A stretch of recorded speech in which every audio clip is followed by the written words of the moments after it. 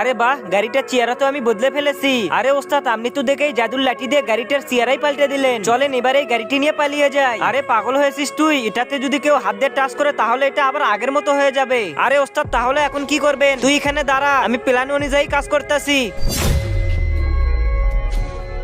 আরে বাবা, আমি তো আজকে এই গাড়িটা বিক্রি করেই ছাড়বো, সব সময় শুধু নষ্ট হয়। বাবা একটু দাঁড়াও। জি ভাই বলেন, এই গাড়িটা কি আপনার? হ্যাঁ হ্যাঁ, এটা তো আমার গাড়ি। কত দিয়ে কিনেছিলেন? এটা তো আমি 80 লক্ষ টাকা দিয়ে কিনেছিলাম। আরে আমার গাড়ি কোথায়? এর মানে এই গাড়িটি আপনার নয়? শুধু শুধু আমার সময় নষ্ট করালেন। কিন্তু আমার গাড়ি তো এখানেই ছিল। আমার গাড়ি আবার কে নিয়ে গেল? আর এই গাড়িটি এখানে কে রাখলো? আরে ভাই সাহেব, কি করতেছেন? গাড়িটিতে হাত দিয়েন না, অনেক দামি গাড়ি। গাড়ির মালিক দেখলে অনেক রাগারাগি করবে। ভাই সাহেব, আপনি এখন বাড়িতে যান, মনে হয় আপনার গাড়ি কেউ চুরি করে নিয়ে গেছে। আচ্ছা ঠিক আছে। আরে এটা তো দেখি পুলিশ যাইতেছে। পুলিশ ভাই দাঁড়ান দাঁড়ান। পুলিশ ভাই দেখেন, এখান থেকে আমার গাড়ি চুরি হয়ে গেছে। কি? চলুন দেখি।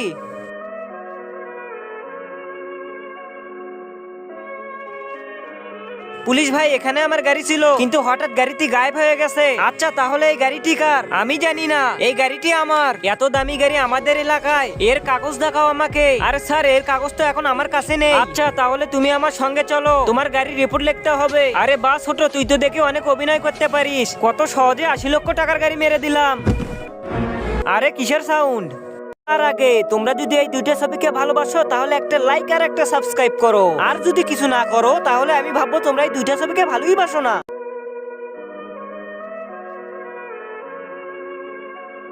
আরে এটাই তো আমার গাড়ি। আমার মনে হয় এই কিছু একটা করেছিল। আরে আমি না, করেছিল তো ওস্তাদ। আরে ওস্তাদ আবার কই গেল? হারামখোর, চল জেলখানায়। আজকে তো সব জাদু পাছাতে বের করবো।